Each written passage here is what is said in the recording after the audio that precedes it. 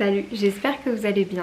Je vous retrouve pour vous présenter mes favoris, mes inspirations dernièrement, ce qui m'a vraiment touchée, que ce soit en design, en architecture, en peintre, tout ce qui m'a inspiré dernièrement. J'ai 7 artistes, studios, etc. à vous présenter aujourd'hui qui m'ont beaucoup marqué, soit ces derniers moments, surtout ces derniers moments. Et j'ai notamment une artiste qui m'a toujours beaucoup touchée et que je suis trop contente de vous présenter, que j'espère que vous connaissez déjà, mais si vous la connaissez pas, c'est très bien. Donc on va commencer tout de suite. Alors je voulais commencer avec l'artiste César Manrique que j'ai découvert via le podcast Où est le beau, que je vous recommande à 1000%. Il est incroyable ce podcast. Donc ce César Manrique, il est architecte, peintre et sculpteur. Il est né sur l'île de Lanzarote dans les îles Canaries et en fait il s'est donné comme mission de préserver l'île en construisant également des œuvres architecturales sur l'île, en protégeant l'environnement et en se basant directement sur les éléments qu'il pouvait avoir sur l'île. En gros, comme l'île est marquée par les coulées de lave et les roches qui sont assez sombres, il s'en est servi pour construire ses architectures. Par exemple, quand il a construit sa maison, il a découvert qu'il y avait plusieurs bulles de lave et en fait il s'en est servi pour construire ses différentes pièces à vivre. Ce que j'aime beaucoup chez lui, c'est qu'il a utilisé des couleurs hyper impactantes avec les couleurs de la lave, puisque du coup il y a beaucoup de verdure, il y a beaucoup de couleurs blanches en contraste avec la lave qui est très brune. Honnêtement, cet endroit il paraît irréel, on dirait qu'il sort tout droit d'une fiction et j'adore cet endroit. J'ai très hâte d'aller le visiter un jour et je vous recommande d'aller jeter un coup d'œil à son travail. Ensuite, je voulais vous parler de Yedra. C'est une artiste que j'adore et que je suis depuis hyper longtemps sur Instagram, mais j'aime toujours autant son contenu. C'est surtout des travaux de linogravure qui sont en général faits sur plusieurs couches, de l'embossage.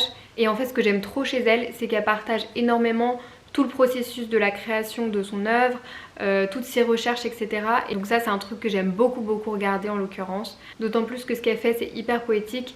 Je vous ai mis des images et je vous laisse aller regarder son compte Instagram également. Ensuite, je voulais vous parler du studio GDB. C'est un studio qui vient des Pays-Bas et qui travaille notamment sur la céramique pour en faire des assemblages qui vont ressembler un peu comme des tableaux en fait à eux-mêmes.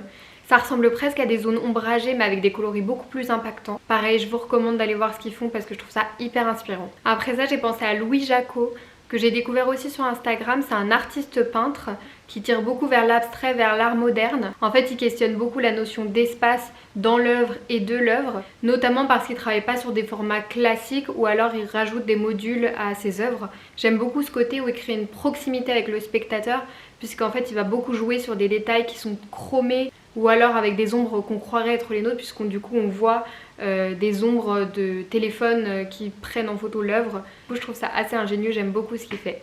Le prochain artiste dont je voulais parler, il s'appelle Moritz Lindur.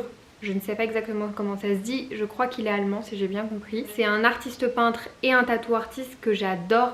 J'aimerais beaucoup me faire tatouer par lui. Le problème c'est qu'il est essentiellement basé à Berlin. Je sais qu'il vient à Paris là prochainement mais je ne serai pas là, donc c'est raté pour moi.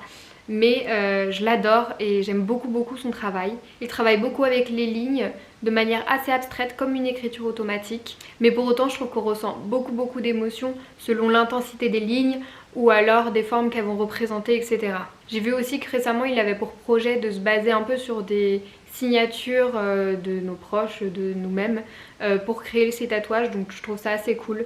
En tout cas, je vous invite à aller voir son travail également, parce qu'il est incroyable comme artiste. Ensuite, on va passer à un côté plus mode avec Nancy Dojaka. C'est une créatrice qui a fait assez sensation à la Fashion Week, je crois, que je suis de loin, mais je suis tombée dessus et franchement un coup de cœur en termes de coupe. J'aime beaucoup ce qu'elle fait. D'ailleurs, pour ce que ça vaut, en faisant mes recherches, j'ai découvert qu'elle avait reçu le prix LVMH l'année dernière. Alors je sais pas ce que ça représente exactement, mais bon, je pose ça là. J'aime énormément la composition de ses vêtements qui sont hyper graphiques, avec du lacé, du drapé, un jeu de transparence qui ressemble presque à de la lingerie parfois. Et je trouve qu'il leur sort une élégance assez incroyable, donc franchement je suis hyper fan de ce qu'elle fait. Et pour le coup, il y a vraiment ce côté artistique que j'aime beaucoup dans la mode qui ressort.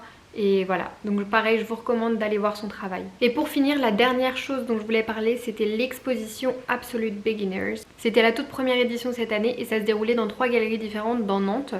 Malheureusement, j'ai pu aller que à 2 puisque du coup je m'y suis prise au dernier moment comme d'habitude. Et en fait j'étais trop loin, bref.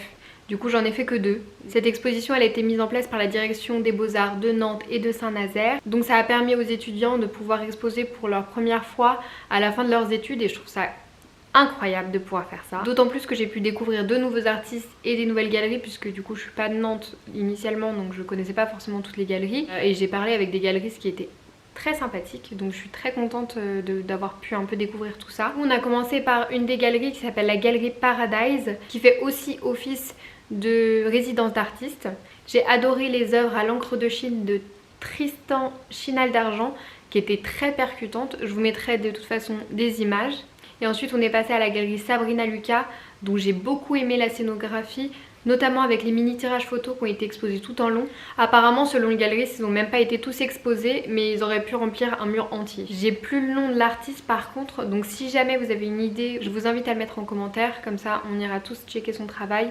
Mais en tout cas cette expo était assez incroyable et surtout je trouve ça fou de permettre à des artistes qui viennent de sortir d'école de pouvoir exposer directement en galerie. En tout cas j'espère que ma sélection des favoris vous auront plu, qu'elles vous auront fait découvrir de nouveaux artistes ou qu'elles vous auront inspiré. Et on se dit à très vite. Bye.